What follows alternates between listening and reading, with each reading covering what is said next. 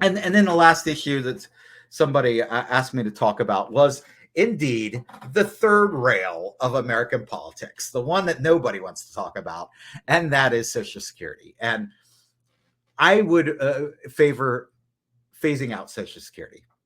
I it is a program that was designed to fail, or maybe it wasn't designed to fail, but if people would have thought about it for a little bit, they would have realized it was a program that was going to fail.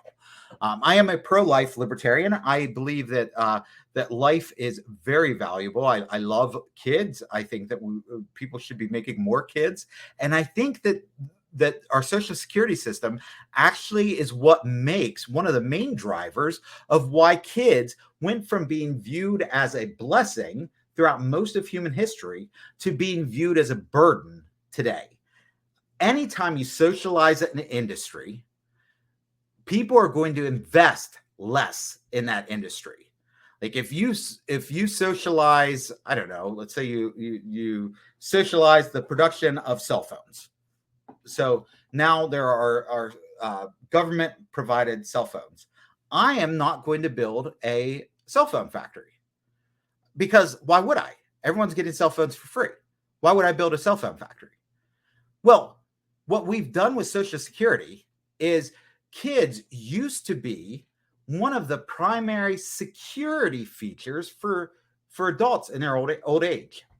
If I have 5 kids and I reach 80 years old and I can no longer work and my stock portfolio crashes, at least I have 5 kids who can be there to help me out, to take care of me.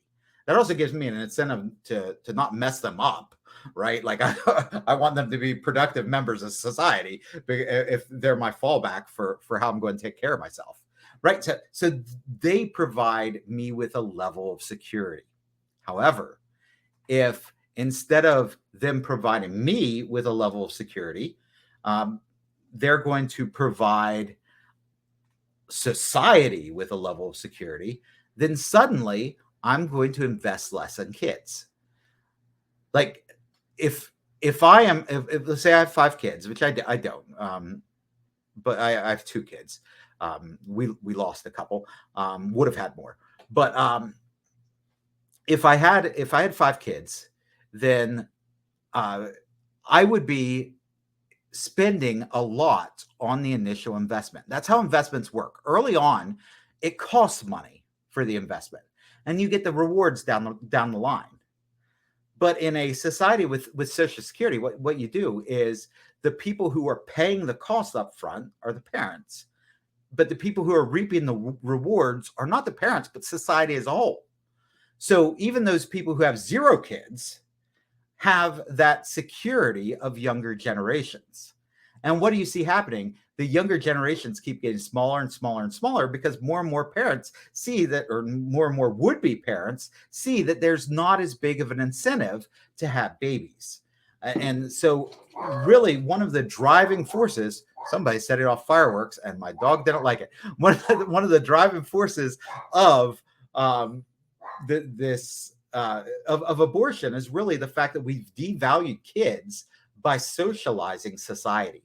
So if we phase out Social Security, phase it out, so people who are on Social Security now, they get their benefits.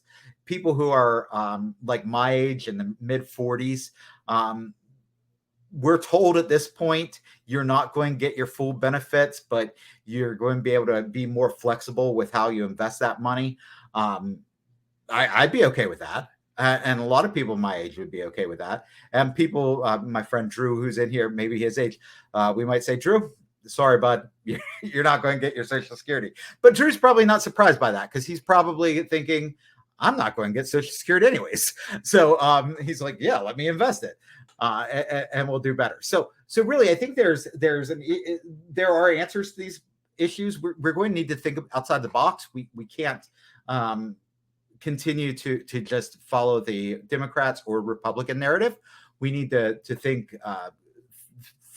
outside the box. We can't be the NPCs. We've got to be our own people, our own thinking individuals. and we will bring peace and prosperity to Pennsylvania. Thanks, and have a wonderful evening.